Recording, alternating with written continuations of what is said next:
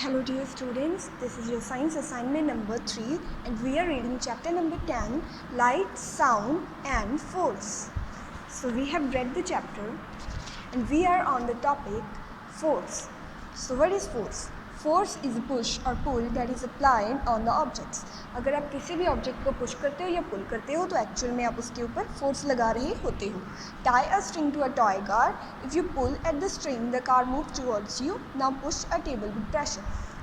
So अगर आपके पास एक टॉय कार है और उसके ऊपर आप एक स्ट्रिंग डाल के उसको अपनी तरफ मूव करना चाहोगे तो पुल करके आप कर सकते हो. अब अगर आपको टेबल को आगे की तरफ पुश करना है तो पुश वाला फोर्स लगा दोगे तो वो आगे चला जाएगा. You can see the table moves away from, तो टेबल आगे चला जाएगा. Take a long eraser and try to twist it. This twisting is also a kind of force. So अगर आप एक इरेज़र को लेके उसको ट्विस्ट करने की कोशिश करोगे तो वो ट्विस्टिंग भी एक्चुअल में फोर्स है. Thus, force can move an object, stop a moving object, change the direction of moving object and change the shape of object. तो force से क्या क्या होता है? force से कोई भी object move करता है, stop हो सकता है, उसकी direction change की जा सकती है और उसकी shape भी change हो सकती है. Now friction, which is easier, skiing on ice or skating on a hill slope? So skiing, ice के ऊपर स्कीइंग करना ईजी है या फिर स्केटिंग करना एक हिल स्लोप पे ईजी है. तो ये है स्कीइंग और ये है स्केटिंग. तो इन दोनों में से कौन सी चीज़ ईजी है? स्कीइंग. स्कीइंग ईजी है. Walking on a dry floor और walking on a wet floor. So walking on a dry floor is easy and walking on a wet floor is difficult. It is because it is not easy to skate on a hilly slope because of force called friction. तो जो हिली slope होता है उसके ऊपर skate करना easy क्यों नहीं है? क्योंकि वो जो स्लोप होती है वो प्लेन नहीं होती, उसमें फ्रिक्शन होता है. फ्रिक्शन मतलब कोई ना कोई रुकावट. तो friction is a special force that slows down a moving object.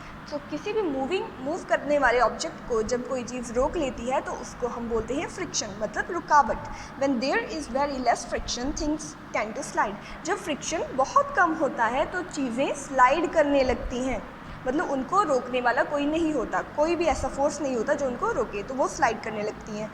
When the friction is more things do not move easily. जब फ्रिक्शन मतलब रुकावट ज़्यादा होती है तो चीज़ें मूव नहीं करती easily.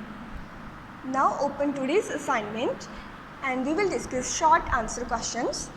Give two examples of luminous and non-luminous objects. So luminous objects कौन से होते हैं? जिनकी अपनी कोई लाइट होती है, जहाँ वो जो हमें लाइट देते हैं. कौन कौन से हैं? Bulbs and lamps. non-luminous objects, non-luminous objects कौन से होते हैं? जो हमें लाइट नहीं देती, जिनकी अपनी लाइट नहीं होती, जैसे कि बुक्स एंड पेंसिल्स, इनसे हमें लाइट नहीं मिलती. The second question is, what kind of objects cause shadows? If the light source is on the left of the object, where will be the shadow form? So कौन से object होते हैं जो shadow बनाते हैं? The objects that block light cast shadows.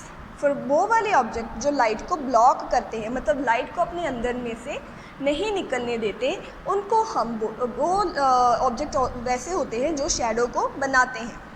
Now, if the light source is on the left of object, अगर light का जो सोर्स है वो ऑब्जेक्ट के लेफ्ट में पड़ा है तो शैडो उसके बिल्कुल ऑपोजिट बनेगी. The shadow will form on the right side. अगर सोर्स लेफ्ट में है तो शैडो राइट में बनेगी. So give one example of each of soft, loud, pleasant and unpleasant sound.